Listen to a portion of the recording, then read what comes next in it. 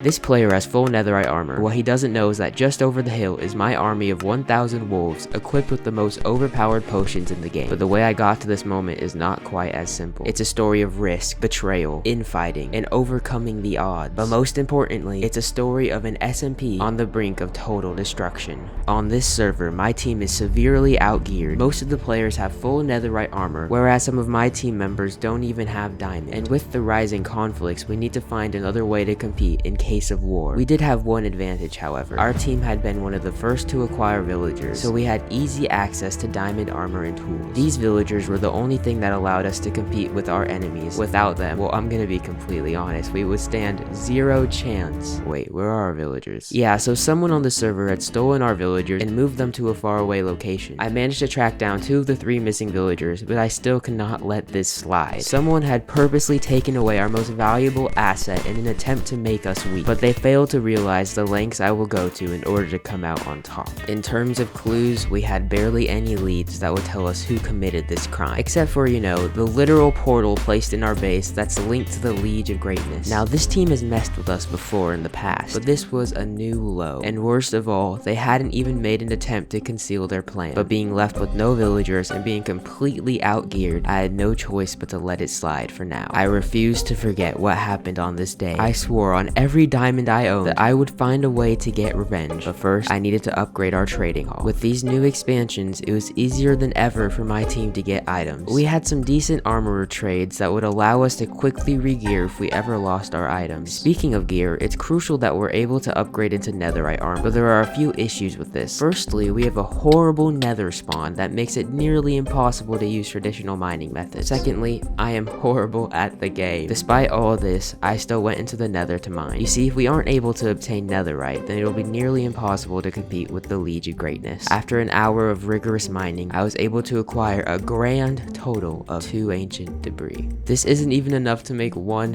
netherite ingot. Yeah, so this wasn't going to work. It became apparent that we would need to switch strategies. They had us outgeared and outnumbered, but what if we could somehow even the playing field? If we could recruit more members, then maybe we would overcome the strength gap. Yo, you wanna join my team? No.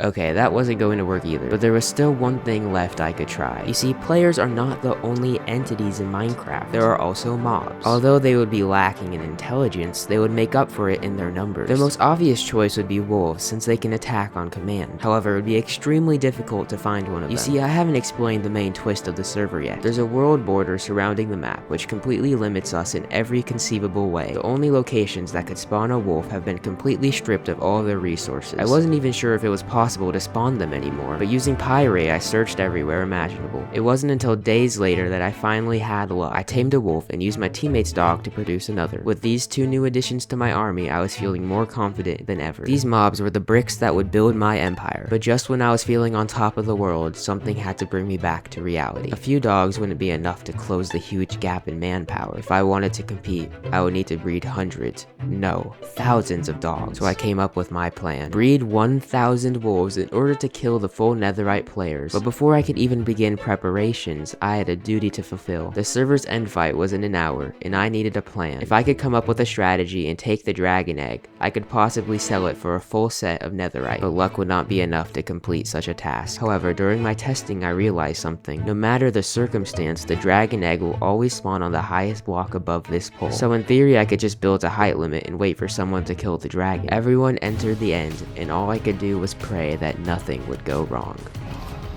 Got one. Got another. No, I should have made slow falling potion. That would have been a better idea. Oh, Yeah, that's Calmer, Dongo. Calmer. Oh, sorry, my bad. no, it's not. Yo, blah. Where are you? Bro, it's no lie. My knee. I'm sorry. Okay. Turn it up, That's not very man. nice. Why, Gleam? Bro, it's funny. I thought we were a team. Snowy, why are you just killing everyone? Someone shoot the dragon. And I'll put the server. Stop in. Wait, it's I'm just trying to kill Bleak. get oogly boogly. Get oogly boogly. Why not? Why me? I'm just trying to kill Bleak. I'm trying to do everyone a favor. No, it's not a favor. You know, you dying is a favor. That's a favor. When building to the height limit, I was killed by a member of the Liege of Greatness. But this was only a hiccup in my plan, because I was determined to. Okay, so maybe my strategy wasn't as good as I thought. Worst of all, the person who actually got the egg was affiliated with the league. This gave them an even bigger advantage over us. But with the end fight out of the way, I could focus on my main mission, breeding wolves. I bred these canines like there was no tomorrow, but I couldn't just hold down right-click blindly. I needed a plan. In fact, I didn't even know if breeding this many wolves was possible. Now, I could do the math myself, but I'm a YouTuber, not a mathematician, so I outsourced the work to my Secretary of Defense, Dongo, who quickly supplied some calculations. According to some fancy math that I honestly can't even comprehend, it will take 85 minutes to breed all of the wolves. Now that might not seem like a lot, but this equation does not consider the time it takes to sit and unsit each dog, so it's safe to assume we can expect at least double this time. Now this math could be off by quite a bit, but it's better than doing this blindly. I also ran into another problem that I had completely overlooked, this being that wolves will follow you if you don't sit them down, so I had to be extremely careful and make sure that each wolf is sitting before going somewhere else. This wasn't good enough for me though, so I loaded up a creative world to design something more efficient, and this is what I came up with. Besides for the impending risk of PETA, it's safe to say that breeding wolves is now way easier. The numbers were skyrocketing, and I couldn't be more satisfied. I mean, this silly little idea was actually becoming a reality. This is when I had my greatest idea yet. I realized that wolves alone would not be effective enough for fighting, except for their numbers of course. They only inflict 4 damage, which is practically nothing to a full netherite player, but I realized that with a few potions, this could change drastically. Splashing all my wolves with a strength potion could turn them from a minor annoyance to a force to be reckoned with. If we gave them fire resistance and speed as well, then they would be practically invincible. So I loaded a test world to see how effective this idea was, and the results shocked me. With only 5 dogs, I was able to kill a full netherite player. This is even more shocking when you realize that only one of these wolves ended up dying. Now take this little test and up the number to 1000, and you'll realize why this is so great for us. We are essentially engineering super wolves that can kill a full netherite player with ease. There's only one thing that still worries me, however. There's an enchantment known as thorns that will do damage back to any entity that attacks the user. So if my wolves attacked a player with thorns 3, they wouldn't stand much of a chance. The only way to combat this is to acquire regeneration potions, but we had very limited time. We had to hope that our plan would be effective enough to stop a team of full netherite players. A team who showed no mercy. A team who will resort to kidnapping innocent villagers in order to get what they want. I was doing this for my villagers, but I realized that having these earthly connections would only slow us down. They had resorted to kidnapping before, so who's to say they won't do something like that again? I gathered my team, and we reached the only possible conclusion. We needed to get rid of everything that was holding us back, so I went to the bean and greeted my pets for what I knew would be the last time.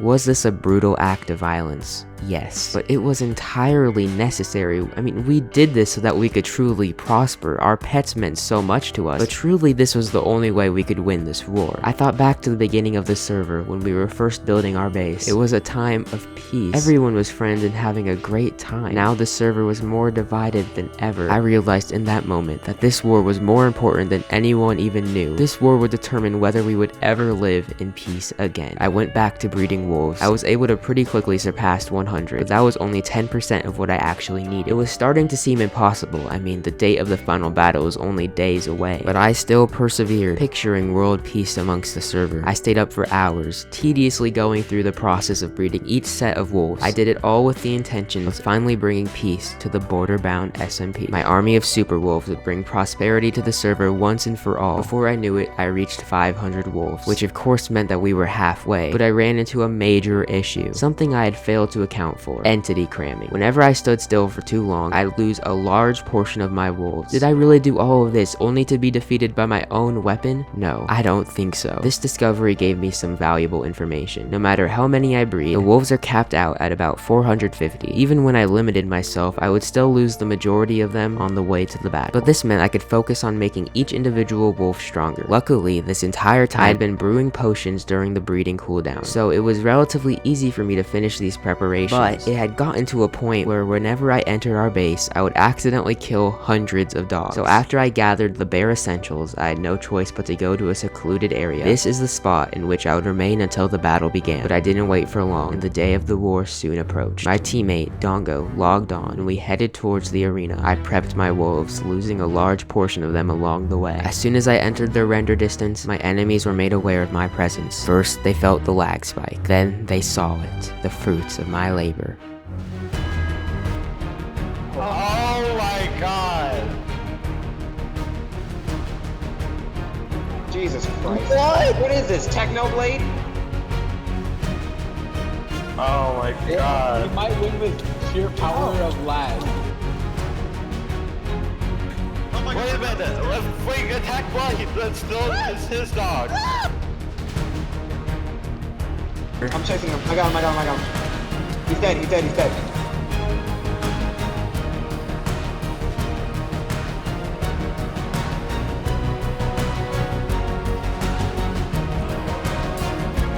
I died, and so did my dreams of peace. I lost everything I owned and worked hard for. As I stared at the death menu, I once again thought back to the beginning of the server. Times were simpler then. I thought back to the very beginning of the war. It's funny, really. A poor attempt at a joke led to all of this. The reason this all happened was because of my own stupidity. I was the one who declared war against Galaxy. I'm the one who challenged the League of Greatness. There was only one thing I could do to fix this. I called the man who started everything. Hello, Galaxy. Times have been a little tough for my team. I'd like to propose peace between our two factions. It's been a long time coming. It's better that we end the server on a positive note. We'll be living in peace and bliss if you simply were eradicated, your group. So if I were to disband the Bean team, would you agree to have peace? Yeah. In exchange for peace, Galaxy declared that I had to disband the Bean team. This was not an easy decision, but it was truly the only way. If I wanted to go back to the beginning, the way things used to be, then I needed to make a sacrifice. I said my farewells to the Bean and goodbye to the Border Bound SMP.